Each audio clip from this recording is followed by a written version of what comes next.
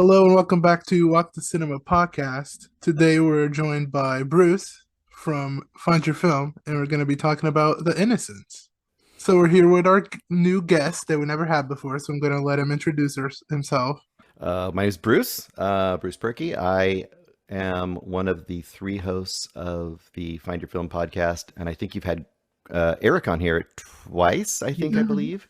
Yep. He has said, like, hey, you should hit him up if they might want to do a show. And I said, cool, because I don't talk enough, apparently, so I need to talk more. So I also do once a month. We also split duties and help out with the Cinematics podcast as well. But Find Your Film's kind of our main home, and we talk about, well, kind of like you guys do. Sometimes new movies, and sometimes you do evergreen movies. It just kind of depends on what you're doing. It looks like you go through a whole Oscar thing, but then other times you'll do, the Frankenstein Yeah. trilogy. So we're similar. Every episode, we usually have two or three brand new or upcoming releases, and then we will have some just recommendations from whatever year that we discovered. And then I do over here. Sorry, I'm making noise over here in my abode. I have a box, and it's full of little slips of paper. Mhm. And I once a week will pick a movie out of there to watch the next week. So every week there's a box movie that at least I watch, and sometimes the other hosts watch as well. And last week we did Buffaloed, which I think one of you had suggested. Yeah, I did suggest that. So that's yeah. I haven't been able to watch it yet, but very excited. Did you like it? I did like Buffaloed. I said it was the better version of The Wolf of Wall Street. Mm. Hmm. That was my hot take. Well, I'm definitely going to watch the episode. I just haven't gotten around to it yet, but It's all good. There's so much podcast I material out know. there. Yeah. Always busy too, so. But yeah, so the movie that we picked for today was The Innocents. Hmm. Um, who would like to give a brief synopsis of what that movie is? I'm going to let Bruce do it because he picked it. Yeah, And I why he picked it picked it, too.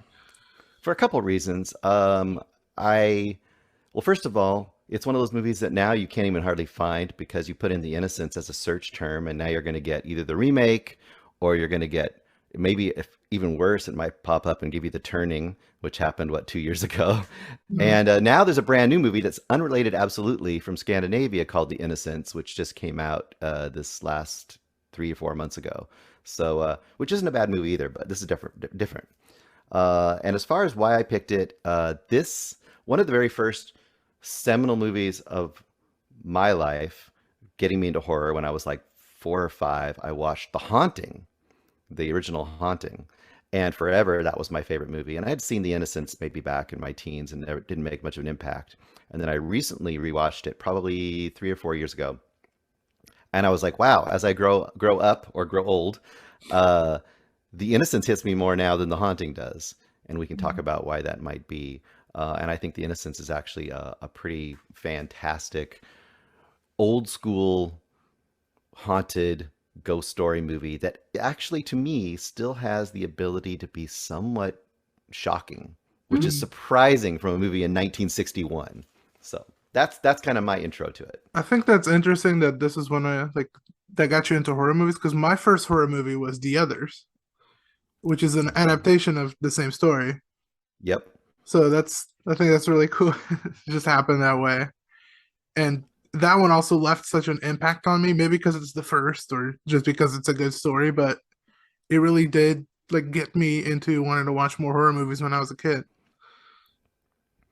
Because now, how did it work for you? And Kate, you can. Is it Kate? Is that how you usually like to go by? Yes. Kate. Okay, you pop in too because if you like horror, I don't know for me and what you guys think, but for me, it's like when I'm a little kid, I'm scared by it. But Yeah. it's that actual fear that keeps drawing you back because like you kind of want to conquer it, but also the fact that it can have such an effect on you as opposed to just I don't know, pick your Disney movie when you're a kid, which you like, but it doesn't affect you like Yeah. viscerally. So I was terrified. And then my yeah. mom didn't want me to do it. Like my cousin gave me the DVD to put on. And it does like the curtain scene that the Innocence also does, and that was so scary to me because I didn't know what was gonna happen. I don't know the tropes. I don't know how jump scares work, so that's just even more effective when you're a kid and you're just learning about the genre. Mhm. And I think my intro to horror movies was kind of um I don't want to say tainted, but I was really, really frightened by the movie Signs when I was 10 years old because it dealt with aliens. And for some reason, I was always terrified of the world like ending and, being taken over by aliens. So I was genuinely terrified after I watched the movie Signs. And then I like never wanted to watch another horror movie ever again, ever. So I think it wasn't until I was kind of late into high school when I tried to start getting into horror movies, and they were kind of like the cheap kind of horror movies, the ones that you'd find on Netflix that were, no one knows about them because they weren't very big budgeted or impactful in any way. They're just kind of there to jump scare you or to, do their best to Mm. freak you out, but it wasn't anything crazy. So now I'm starting to get into like classic horror movies and like, Yeah, because this was a first for you. hmm You hadn't seen it yet. yeah. I'd seen it once, and I think the thing that like really stuck with me, even though it's a horror movie, I think the cinematography was what really stuck for me. And visually, I couldn't forget this movie, and I couldn't forget the story because I already knew it as well. But I don't know, cinematography is still what works best in this for me. Yeah, I agree. And it's kind of renowned for that. It's renowned for a few things, but the cinematography especially, which is by Freddie Francis, I do believe. Famous, actually very famous cinematographer eventually. I didn't look up all the titles, but if I remember correctly, like Glory and I want to say The Straight Story, and I think he did Dune, the original David Lynch Dune. He's done a ton of stuff. So yeah, and I think his early start, he also I want to say he might have directed some Hammer films as Mm. well.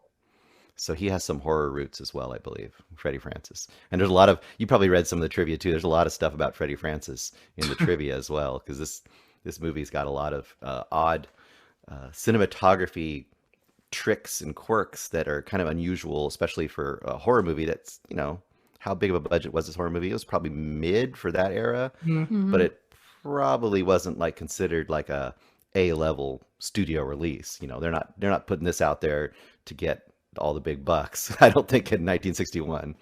Right. These British releases at the time, Hammer had a lot of them that were popular. Yep. So I don't know if that was the association at the time, but like, do you have this horror movie coming off of Britain? It's gonna be like one of those monster adaptations that Hammer does. So I don't know financially how this worked out, but I mean, this movie's still super important, and a lot of people bring it up all the time. Even if it's the more hardcore fans and the ones that go further into the timeline of film, but it's a movie that was always in my radar, and I was excited for you to watch it for the first time. hmm Yeah. So, Kate, what was your first impressions of it? Because I mean, you're coming in cold, right? Yeah, yeah. I think, it does a good job at being a horror movie without making me feel super like on edge all the time. You're kind of just watching it through the lens of this not she's not a school teacher, but a governess. Hmm. Um, and she's coming into this situation kind of blind. She doesn't really know these children, or I get the impression, or at least I think they kind of mentioned that this is her kind of first ever thing doing Yeah. on her own. She was like living with her family, I think, before this. So you're kind of like going through the journey with her, and as she's learning things, you're learning things too, and you're trying to figure out like, is this all in her head, or is this stuff that's actually happening and she's not crazy? Mm. You're kind of confused too, and I think that is part of like what Yeah. is like the horror aspect of this movie. But I also think before that, it sets it up as like such a good situation for her because the kids are nice to her. hmm Like even before the boy comes into the picture, the girl is super nice to her, and I think then you start to trust the kids yourself. hmm And then when it switches out on you, where like the kids could be possessed, or the boy could be just like terrible. That's Yeah. like that kind of works more because you learn to like them a lot because they're great actors, by the way, which is not the easiest thing to get. Like two incredible child actors is a hard ask. but it really works from that sense too for the horror of it towards the end. Yeah, I agree. I forget that the girl that is in this movie, she goes on and does a couple other pretty famous things. I'd have to look her up again. I Mm. want to say that she might have ended up in like The Legend of Hell House or something at some point. I could be totally crazy about that. Anyway, beside the point, I was going to say, so we talked about the cinematography. We'll go back to that a little bit, but I mean, and you're talking about kind of the creepy classic setup but this is definitely one of the, you'd have to say, the seminal creepy kid movie of all time too, Mhm. probably, right? I mean, Yeah. to the point that it's almost, I could see some people watching this and thinking it's laughable because they're so overtly creepy, like they're Mhm. like, do turtles, do tortoises swim? That little girl, she's I sitting by know. the edge of the lake, which is also an awesome scene, but I could also see people going like, oh my god, this is so over the top. Mhm. um, how did that kind of play for you? Like, that's always something for me too. Like, I mean, I'm looking at an old movie and I kind of take it for granted because I've grown through a lot of these decades. But when you're younger and you see this, it's got to be even more dated. Like, does that just grain of salt, or do you just look at it and go like, it's old. What do you expect? I'm kind of more of along the lines of, oh, it's kind of old. What do you expect? I think you gotta buy into the mood. Yeah, I definitely think that you have to be in like the mindset of this movie. But I feel like when I was watching it, you do kind of the kids are likable, especially at the beginning when, you just have this sweet little girl that just gravitates towards a mother figure at like every turn, and she's sweet. And then the you hear stories about the boy, but when that he got expelled from his boarding school, but then when you actually meet him, he's just a polite little gentleman. And as the movie goes on, yeah, they start to exhibit behaviors that are creepy, Hmm. like asking weird questions or being kind of vague with their answers, or like Flora, the girl, just for some reason knowing that her brother was going to be coming home. Like, that would be kind of a creepy thing if it were to Right. happen in real life. Like, oh, that's so weird. How would you have known that? But I think it with this movie, I think it still does a good job with still maintaining that like they could just be doing weird kid things. Kids are weird. They say weird things all the time without like And I think that meaning like anything by the it. location and even the set design is like it's so empty and so big that sometimes they gotta make up stories to entertain themselves, maybe, or they're isolated. They don't know a lot of what's going on outside, so they have weird questions, and they gotta entertain themselves. They're kids, and you see the mass emptiness of the. It's beautiful, like their house is beautiful, but it's empty, and it's very large, and there's barely anyone in it. So I don't know. Kids make up stories all the time, especially with their siblings. So that could excuse some of the creepiness, maybe.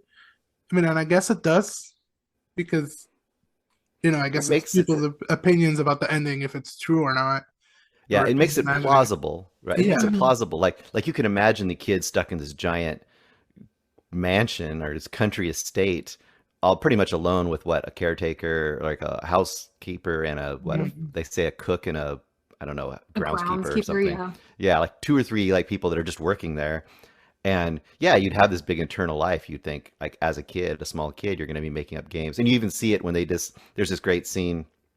I want to say it's about the midpoint when they kind of put on this kind of almost like a play, like they get all dressed up and Mhm. come downstairs and they do this whole thing, and that's when the little boy does this whole super creepy like soliloquy or whatever it is, Hmm. about the grave and all this stuff, and you're like, okay, it's a little weird, but also it kind of fits, like, and I think that's definitely something they were shooting for with this movie. They were shooting for absolute ambiguity. Like, they Yeah. Mhm. wanted it to be absolutely balanced, that you can decide it's all really happening. There's ghosts and possessions and evil in, in intruding into these kids and infecting everything, or something else is happening with Deborah Carr, which I mentioned. Deborah Carr, she's pretty great in this too, as the governess.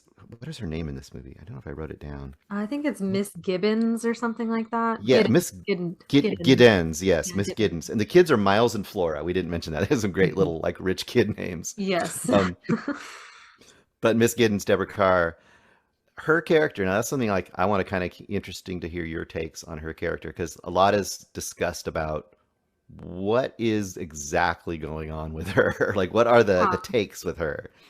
I mean, I also was kind of curious to know what other people thought about this because I mean, I did a little bit of reading about it because I know this was based off of a novella, which I think is more set in stone that it was a supernatural The type of, play is set in stone or too. maybe it's the play. Yeah. I don't remember, but I don't like know if the book is, but the play is set in stone. yeah, where it is more Yeah. supernatural, where this movie kind of takes it down the middle, where it could be supernatural, it could not be. It's kind of up for you to decide. But with her character, my opinion is that it's all in her head Hmm. and based on her personal experiences with religion and sexuality Yeah, I and mean, I think she's sexually repressed and she's obsessed with the idea of innocence mm-hmm, with the kids. I mean, some people say that she's like pedophilic and she's obsessed with children, which I think it's a little too far. I don't think we see that, but I do see her being obsessed with the idea of children being innocent.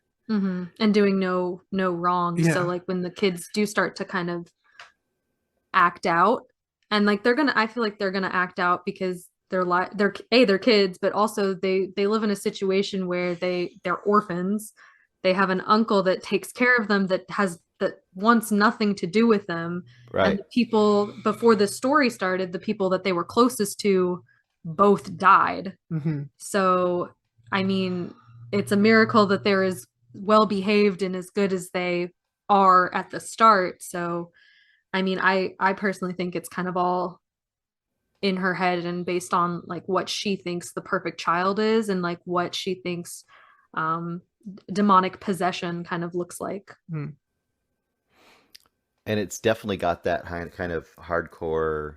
I don't know if Victorian's the right terminology, but that kind of hardcore Victorian kind of um, the taboo of any sexuality for her. So there's Mm-hmm. the idea she got super repressed. So there's this kind of weird combo where she's trying to protect their innocence, Mm-hmm. from these debauched spirits, like these Mm-hmm. two that were. Then they even have the little aside, like how they would do things where the kids could see it. There was that whole little bit in there, that Yeah. idea, and it's like you could see it as her falling into kind of a double thing, like wanting to protect them and keep them pure, but also this strange like allure of like what was that like with those two, this groundskeeper and this woman. Oh my gosh, what was? And you can see that she's kind of like in this almost like a fever dream, Mm-hmm. like she can't escape it. And it gets more and more like that as the movie goes on too, which is kind of interesting how they do that. So the question always becomes, are they or aren't they? So Mm-hmm. Yeah, I mean, I just feel like this is all in her head. And I think it has to do with like the fact that they are in such a secluded place. Hmm. hmm Those feelings of I mean the movie starts off with her kind of praying for the kids and like, yep. just her experience with that. So And other workers that were there kind of did like lose it. So mhm. it's not like it's new to the situation where someone could go into this house and then not come out. So I mean, yeah, I also got the idea that was in her head, but I think the movie is trying to be ambiguous and make you decide what you think. Like you have the scenes where, and we won't, I guess, well, we're kind of going all over the place as far as spoilers go, but Yeah. you Yeah. have the scenes where you see the quote spirits, Hmm. Hmm. but she's always there. Like you Yeah. always feel it's like from her point of view, and the other people don't say they see him. Yeah. Hmm. They So always that, deny it. They always say that I never saw it. There was nobody up here on this tower Yeah, that's when or the boy makes it really obvious that he doesn't see anything, yeah. and he's losing it at her because she's being crazy. Hmm. In his eyes, she's being crazy. In her eyes, he's being the crazy one. But yeah, I tend to just think that she's imagining it and she's losing it because of all of repressions and just being in that new situation that's scary. And I don't know. It is ambiguous though. At the end of the day, I don't think the director or the writers, because I know they brought Truman Capote for this, and I don't think they're yep, trying to be that easy with the movie where like, oh no, she's imagining it. I think they do want you to leave the movie with a feeling of I don't really know what happened and it could go either way and there's excuses for it to go either way. And I think if I read correctly, that Truman Capote was a really big part of that specific thing you're saying. Because I think that there was a different versions of the script, and he kind of cut a lot of the stuff that would make you lean one way or another. I Mm. Mm. think he really wanted to have that ambiguity in there, and that really, like we talked about, like that fever dream aspect of it, where you can imagine both sides being a case. What was I going to bring up? I was going to bring up something about some of the technical stuff. I think is really interesting. Oh, one other thing. I'm getting all of my brains like scattered here. That's okay. First of all, I also kind of have a weird feeling that this has Shining vibes to some degree as well. Like there is some Shining aspects to this. The person from outside becoming kind of a caretaker. Are there Mm. ghosts? Aren't there ghosts? Are they going mad? There's kids. There's a lot of like weird Shining things in there as well. So I don't. I just wonder how much this affected Stephen King when he was writing that. I have a feeling it has to have been kind of influential to his mindset. It's just a side, but Yeah. I definitely would technical stuff. agree with that because it does give off the vibe of like, here's a creepy kid, and we're not sure if like the ghosts are real or if this is just a case of insanity due Mhm. to The locale the like locale. taking Yeah. over you and making you go nuts because it's so isolated. Yeah, that makes sense. I didn't think of that though. Well, and even the aspect of the sexuality mixed Mm, with Mm. violence towards kids, which you have directly happen mm, in The Shining as well, with the whole, you know, uh, whatever she is in the bathroom, and then the kid's like choking, and there's right before that the kid he said, "You choked me," and there's just all this weird stuff. Is he abusing Danny? Is it like yeah. there's a lot of stuff going on there? Abuse versus sexuality versus violence versus possession. All those things are kind of intermixed in The Shining as well. So it's interesting that those two movies, what, how long are they? Approximately Years 30, apart. 30 years apart. Yeah. Yeah. And Kubrick wasn't dumb, and Stephen King wasn't dumb, and I'm sure we're both influenced by a pretty big movie from way back then at Yeah. some level, I Yeah. think. So what about tech? So we talked about Freddie Francis technical stuff. What technical stuff stuck out to you guys in the filmmaking itself, if anything? I mean, I think it really was the cinematography that stuck with me for the longest time, more than even the story. It's just so haunting and beautiful, and the set design again works really well for me. I don't really remember the score too much. I'm sure it's good, Mm-mm. but I don't really remember it much. Mm. I know that I noticed that when I mean they kind of pointed out in the movie that Flora, whatever song she's humming, is the same song that's in like the music box that Mm. belonged to the old governess, which further, I guess, adds evidence to Miss Giddens uh case against that this is demonic possession by these debaucherous ghosts, that want to live out their Yeah. romance through these two young children. So I like that aspect, I guess. A couple of things that stuck me on the technical stuff. I was reading about it, and it was kind of interesting. So we talked about Freddie Francis, and when he made this, he really wanted it to be different than the Hammer stuff. Because the Hammer stuff, you think of, I don't know how familiar you guys are with Hammer films, but very lurid, very bright, very colorful, very Yeah. gothic. Um, Lots of like really bright red fake blood, but that was kind of their, Mhm. calling card. Busty women and fake blood and vampires and monsters. That was kind of their thing. But this one, it's very well. First of all, it's black and white, Mhm. obviously. Oh, that's another thing. This has the aspect ratio. This is CinemaScope. This is like I read. This was one of, if not the first, movies that they allowed to be released in black and white in CinemaScope Hmm. because CinemaScope, is like wider screen than like we get now, even with like the Avengers Endgame is not CinemaScope. It's not as wide as this movie is. And for this movie to be such a wide screen is really kind of odd. And so it really changes kind of the way that the shots are displayed to us. So when you see some of those shots where it's like that marsh and everything, and you can have these like hard balance of, her on the side and the kid in the middle, and then way in the distance in the swamp you have, an apparition, which Hmm. kind of gives it a more, it strangely makes it kind of isolated, like the expanse of it, I think, makes it feel kind of isolated. Yeah. But then on top of that, he did a bunch of stuff with weird filters. They did, there's a whole sequence where she's walking around with the candelabra, which is really, really well done. And they used super bright, super high burning candle wicks, they said, because they wanted it to go, to be able to illuminate it, with just the candlelight. And then the last thing was, if you notice the daylight scenes, there's all these daylight scenes where she's out basically tripping out or doing whatever she's doing, and she's Hmm. Yeah. seeing bugs and statues, and she's all this stuff's happening to her out in the gardens. Like the gardens are very, influential to her mindset, and they're super bright. They're almost blown out how bright they are.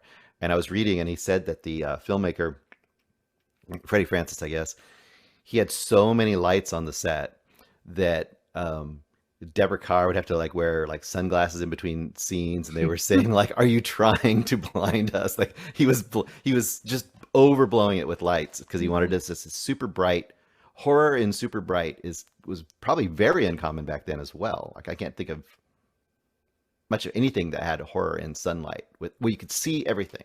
It's not in the shadows, and there's that in there too, but there's a lot of scenes where it wasn't that. So It's a lot harder to create horror with light than it is in the shadow, so that is commendable. Yeah. yeah, And I think that that in terms of like creating that horror, the scene that I think that I um liked the most, I guess, in terms of I think it ramping up, um, is when the governess kind of confronts Flora in the little gazebo, where yes, she just keeps yelling at her and yelling at her that admit that you can see the apparition of the old governess across the pond, and it's frightening for a little girl. And I feel like I feel like that's the moment for me where I feel like I made up my mind that this is all in Miss Giddens' head, because I feel like she took it way too far. And if this little girl was being possessed, it's not her fault. That if this was like she yeah, was possessed, it's not her fault. So why she's losing it on this child, you know, doesn't really do much of anything to help the situation. But like if it's all in her head, then she's completely kind of broken this little girl down. Like she right. doesn't even want to be at the house anymore. And we know she loves the house. She loves being there with her brother and the rest of the crew that's there. Hmm. And in that moment, after she's just been kind of mentally abused in that sense, like she's she's completely broken and doesn't want to be anywhere near this location anymore. Yeah, you feel for the kids in a lot of these Yeah, scenes because she's just so aggressive. yeah. I mean, I get it that she's frustrated, and it makes sense Hmm. that she's just looking for someone to agree with her. But yeah, you do feel really bad for the kids. Which is an interesting trick because like you say, you start at the beginning and you just like, she's a totally sympathetic character that you're on the ride with. Hmm. Like you're absolutely in her camp at stage one, Yes. kind of like Walter White, first episode of Breaking Hmm. Bad. You're Hmm. absolutely in his camp.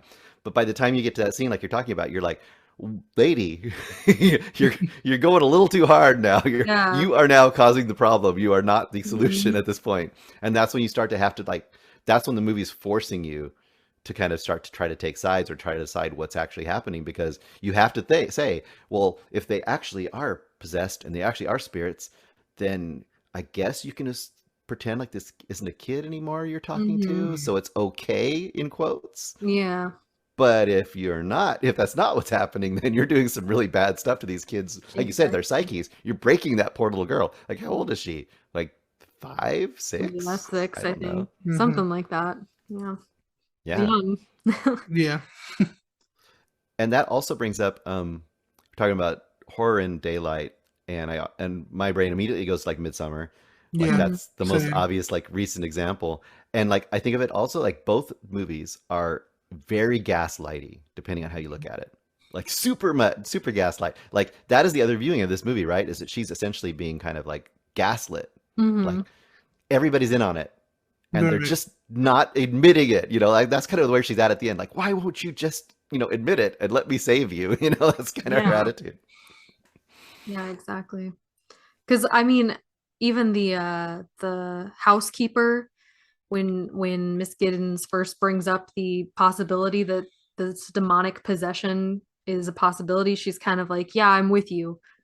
Uh, at least to a certain extent, but then she won't like give all the information that our governess is searching for. Like she won't admit like all the details of the relationship that happened with the old governess and the Groundskeeper. groundskeeper. Um, and by the end of it, by that scene where she yells at Flora, then the housekeeper is no longer on her side. She's like, "Yeah, I didn't see anything, so I now you are crazy." Yeah. So Yep. You're hurting the kids. Can't let this happen. yeah, I'm getting them out of here. Let's get yeah. let's get in a carriage and fly this coop. But I still feel like she still believes her to a certain degree because she leaves with Flora, but she lets Miles stay behind with just the governess or with Miss Giddens, and I don't know what purpose that could be other than like trying to really get to the bottom of it, if this is demonic possession or if it's not. I don't know. Yeah, it's that ambiguity. Mm-hmm. Yeah, I always have a little hard time trying to figure out the housekeeper too, Yeah. because well, first of all, she's kind of exposition person, right? So that's Right. kind of her character. Partly is just to tell us what happened, so we have an idea what the context is. Otherwise, it'd be very very hard to figure out. Mm-hmm. But yeah, I think I always thought maybe it's because she is ultimately servant class, right? Like that's Mm-hmm. her role. So Yeah. I think that she isn't very, and I think she's even considered in some ways lower. I mean, she's kind of in control of the house itself, but she's kind of considered lower than the governess as far as the kids go. So I think Yeah. she's kind of hesitant to really kind of overstep her bounds. Maybe Yeah. I guess that would be like somewhat of a understandable explanation, I guess, for her. That would make sense to me. I hadn't really like I mean, considered that. and that's what we see. Like Yeah, the new woman comes in and she takes over everything, and the lady that's been there for a while just kind of lets it happen because that's her role, and she accepts that. So yeah, her character's a little weak in that sense. yeah. She's definitely somewhat of a plot device. Yeah, So, for but sure. that's okay. I mean, you got to have something. Yeah. The only other thing you're going to have is you're going to have either like Deborah Carr's character finding a diary, and you have all Mm, this voiceover, or the kids will tell her everything, which that would be kind of odd because you don't want it to come out that way. So I yeah. Right. mean, as far as that goes, it's kind of nice to have this, and the housekeeper character also is kind of like bothered because she actually didn't like what was going on around the kids before. So it does logically sort of make sense, but it's also a little bit of a plot device. Yeah. Um, what's something else I was going to make? Oh, so if we really want to get to it, then what actually happens at the end? Do Hmm. we know what actually happens at the end, or don't we ever know because it's so subjective at that point?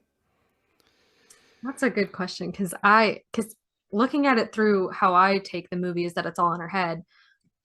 And she starts yelling at Miles the same way that she kind of did with Flora, but he's kind of fighting back, whereas Flora didn't really fight back. Hmm. She kind of did, but it wasn't to such intensity that I think Miles does. He starts calling her names and you know just says things that like children shouldn't be saying. And uh, just in the ensuing her yelling at him, all this other stuff, he kind of he dies and He collapses. he Yeah. collapses. I think that he dies like Right. 100%, like he's dead. So how he ultimately succumbs, that's where it gets like, is it supernatural? Because like, did the spirit kill him because he was found out, or is it because this poor child was just so stressed out and not doing well that he dies because of her just harping on him. I don't know, but I think that she probably like in my opinion, I think that she just stressed him to a point where he just succumbed to like the stress. You gotta be really stressed to just die like that, though. Yeah, I know, but that's just how I how I view it. I know, right? It's weird, right? It's like Mhm. he definitely. I agree. He definitely dies. Is there something that she doesn't? That are we in such a subjective state of her mindset that we don't see what actually happens because, Mm, like, it's almost been blocked out of our vision yeah. because we're kind of stuck in her vision, or maybe they just don't want to show it because it's 1961. They don't want to show someone kill a kid if that Yeah. actually happens, or I mean, don't know. Or the other reading is that he's not actually dead, but I think the movie wants you to believe he's actually dead. Yeah. I I think so, and I think they even said they originally cut out. There was a scene at a funeral. I think the movie started at a funeral instead of Mhm. her that praying scene because it begins and ends with her praying. Yeah. So over the closing credits is also her praying, Yeah. which it is kind of interesting because I think it takes on a different meaning. Like at the beginning, you think she's praying like kind of just praying for children and for goodness and all this innocent kind of stuff. But at the end, you're like she's actually kind of maybe praying for her own soul, Hmm. Mm, like she's praying for forgiveness yeah. for A lot whatever darker she in did. the ending. Yeah. Yeah. We just hear her pray and see her hands over the credits, and it hits different than when it begins. It's definitely a different pray because she's trying to get something different out of it. But that could also just be because the events that happen and she saw a kid die, which we don't see how the kid dies. Might have been something worse. Might have been her that did it. So she could definitely be praying for that forgiveness. And I don't know. It is a hard ending to like put a finger on and be like, this is what happened. That's not what it wants you to get out of it, anyways. So I And don't then there's have that. too many strong opinions about how it ends. Yeah, and I'm kind of in the same boat. I think it's of all the ambiguities, it might be the one of the most ambiguous things, other than Mm, the very final period on the sentence, which is the kiss. Hmm. yeah. And what the hell? And as you can imagine, I read a few things about it. Like that, definitely, the studio did not want that left in there. Like no Yeah. one, I could imagine why not. and they fought hard for it, or the director and had fought hard for it. And that's one of those moments in the movie where you're just like, oh wow, yeah, you Yeah, and audible that gasp. what is that? And Like what is that saying about her character? Like what is yeah. that? That was something that I also like thought a lot about, and I still don't really have an answer as to why I think that they took it down that road. My just kind of general thoughts are that it has something to do with her perceived sense of innocence, I guess, and like how she kind of views herself, I guess, where I think that obviously she's an adult and she acts like an adult, but I think that a lot of her mindset might actually be kind of childish, I guess. I don't know. I have no idea why she did it. It is just like, wow, okay. And that's why people bring the pedophilia element to it, which I don't think that scene is enough to justify her being a total creep. But I don't really have a strong opinion on it because I don't know. I mean, you got to be in the mind of the director at that point to fully know why he decided to go with it and fight for it being in the final cut. I mean, it's bold. It's a bold move. It is. Mm-hmm. I don't think you forget it very quickly, and I like that's what I said like about shocking. Still, like, well, first of all, I don't. It would not even probably be filmed now. I don't think not an American, not in I America. don't I don't think think. so. And Not yeah, I too mean, much. I think it's a highly symbolic moment, but I honestly don't absolutely have a take on it either. It's interesting. Put it that way. That's I don't yeah. think it hurts the movie.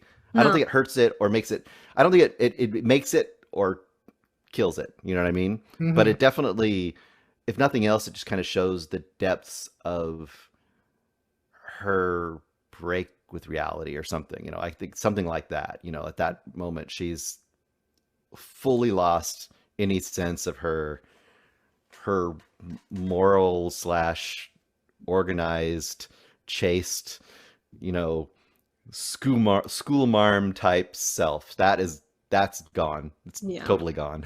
Nothing's there anymore. Yeah. What last things or what things would you bring up? Any other little tidbits or thoughts? I think we covered everything that I was planning on. I don't know if you Yeah, have my big anything. thing was just like the ending scene and whether or not like you thought that this was supernatural or all in her head and just Mm, her, her own thoughts and upbringing, I guess. projections Yeah, and projections, that's the word.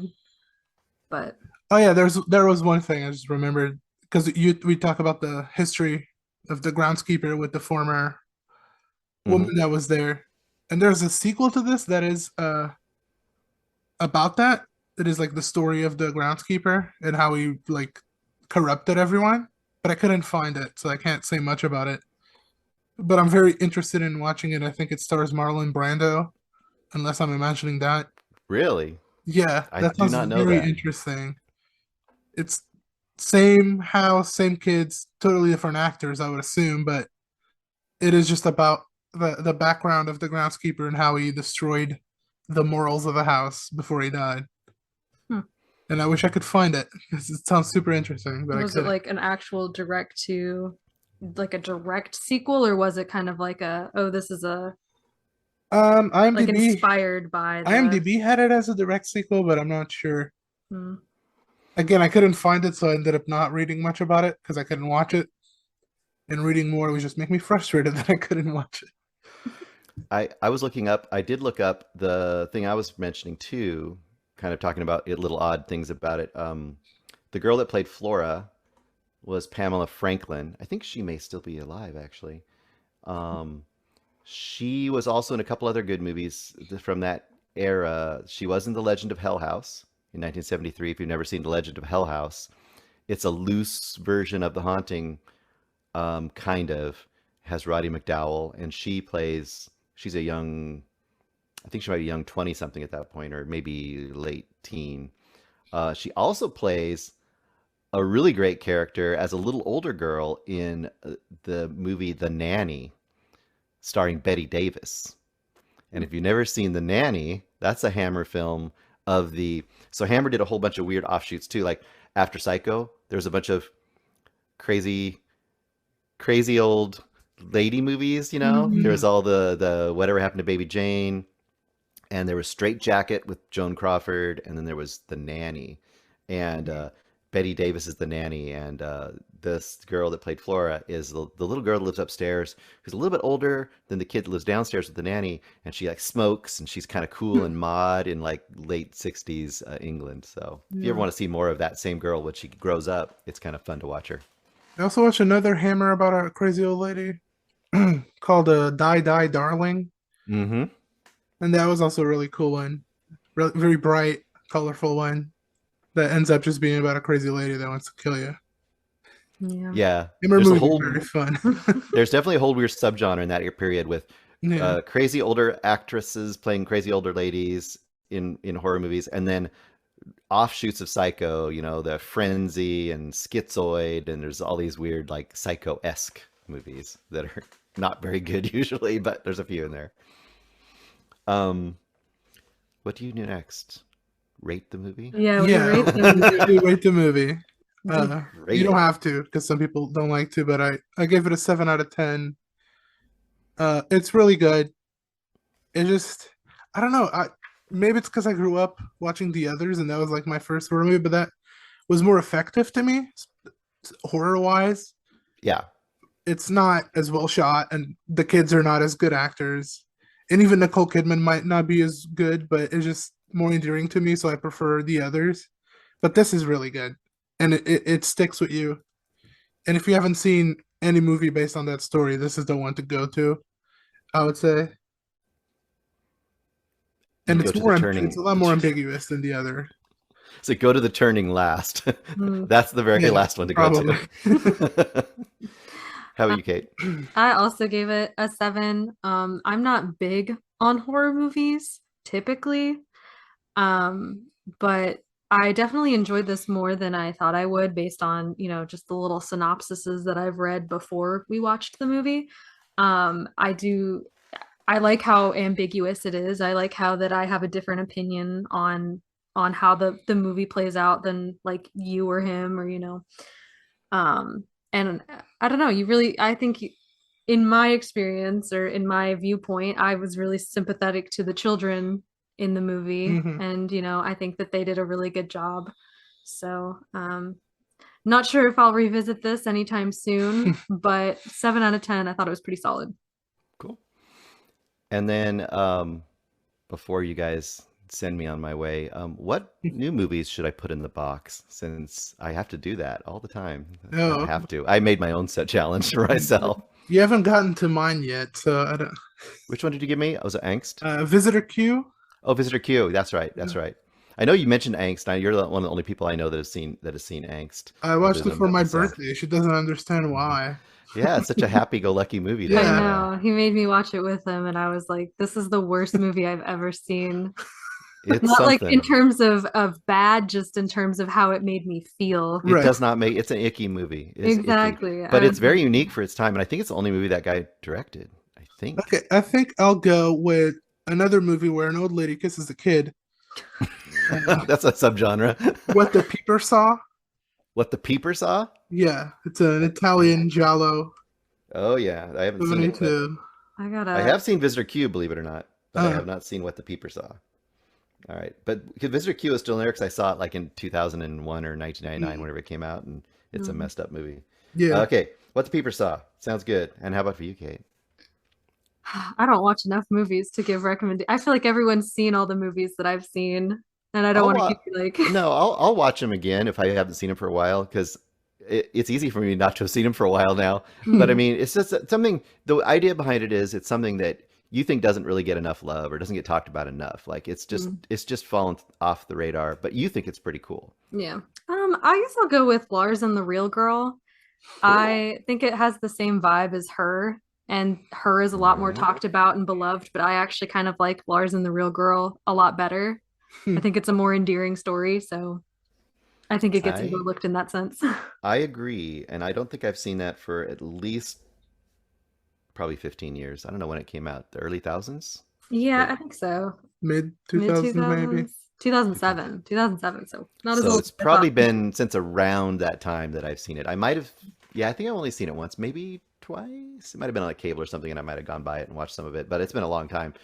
Right? Ryan Gosling? Wait, Yeah, Yeah. Ryan Gosling. Yep. I gotta believe that's gotta be one of the most under-known Ryan Gosling movies. It's gotta be. I would think so. It's kind of a hard, if you're just talking to about it with someone, it's kind of a hard sell, I would say. Right, it's too But quirky. it is a little like, oh, he falls in love with a It's too much to explain, yeah. Have you six doll. ever have you ever heard of Air Doll? No. No. It's related. Actually, Greg had us because he gets weird screeners and stuff. It got re-released. It was a Japanese movie. I want to say from the early mid thousands, where a quote air doll Hmm. Mhm. in Japan comes to life, and it's the Huh. movie of her inner life and her living life. When her owner, quote owner, leaves for the day, she comes to life and starts exploring the world. Oh, That sounds like interesting. that Japanese Pinocchio remake where Pinocchio is a sex toy. And Mm. I haven't heard of that one. That fits with Japanese stuff. You get a lot of that kind of stuff. yeah. I have a one that it kind of sounds like, but it's more wholesome. A movie called Life Size, starring Tyra Banks and Right. Lindsay Lohan, Oh where no. her Barbie doll comes to life, and And it it's brings us back to Gosling because he's doing the Barbie movie this there we year go. or next Yeah, year. It's a yeah, whole All genre that comes closes in full on circle. itself. it really does. So, wait a second. Is Ryan Gosling the only person who's ever been in love with a doll in one movie and been a doll in another movie? I That's an investigation. That would be an investigation. I would assume so, but What are the odds? who He's knows? definitely the sexiest one, I gotta say. I mean, come on. Well, thank you guys. Thanks for having me on. Thank you Yeah, for thank you coming for on. We'll yeah. That have was you again fun. for sure if you want to Cool. come. Maybe we'll talk about the other movie you mentioned, What did I mention? What was the other King movie of I mentioned? Comedy. Oh, King of Comedy. Yeah, Yeah, have you we guys don't had want to both seen spoil. it? I have seen it. She has I have not. not. I I watched haven't seen a too. lot of things. I watched too many movies. It's my fault. Not horror? Not Yeah, no horror. That's support. good. Yep. And probably one of the most forward-thinking movies about the cult of Mm. celebrity and celebrity obsession, but Yes, Sid also is always ahead of its time. one of the cringiest movies you'll ever see. Like intentionally so. It's yeah. Yeah, There's very very many awkward moments in that movie for sure. in a good way. In a good way. In a good way, yes. Not unintentionally. Well, thanks guys. Yeah, thank you.